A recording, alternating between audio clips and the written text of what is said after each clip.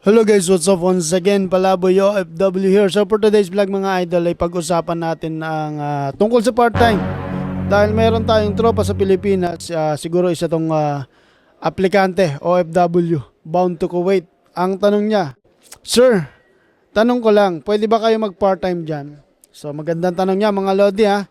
Disclaimer lang, yung aking sasagutin is base sa aking impormasyon at nababasa sa mga news article locally here in Kuwait. Alright? So, dati, ano man tayo, throwback muna tayo, bawal na bawal dito yung part-time, illegal yon.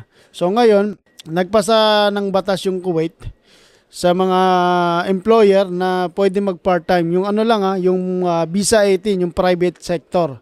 Yun lang yung allowed. Yung sinasabi dito. Kasi, ang sabi dito, via Arab Times, basahin natin Lodi para mayroon tayong reference.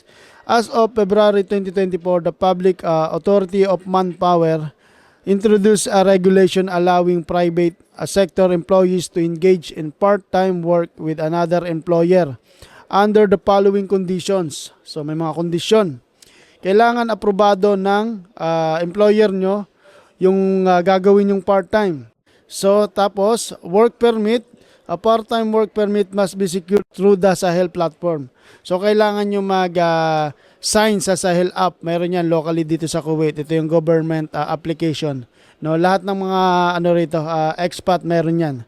Working hours, the part-time is job limited to a maximum of 4 hours. So, pag gagawa kayo ng part-time, kung na-aprobahan na ng employer nyo, tsaka ng pagpa-part-timean nyo, yung gagawin yung trabaho extra, so 4 hours lang maximum, no? Tapos may permit fees. May bayad pa pala, no? Ngayon ko lang dinalaman to. For the part-time work permit as follows. May sinasabing magbabayad ka monthly. 5KD for 1 month, 10KD for 3 months, 20KD for 6 months, 30KD for 1 year. Ayan, no? This article and information is based on Arab Times. Isa to sa pinakasikat na news agency rito sa sa Kuwait, ang Arab Times yan. So, Lodi, pwede kang mag-part-time kung nandito ka na kung gagawin mo.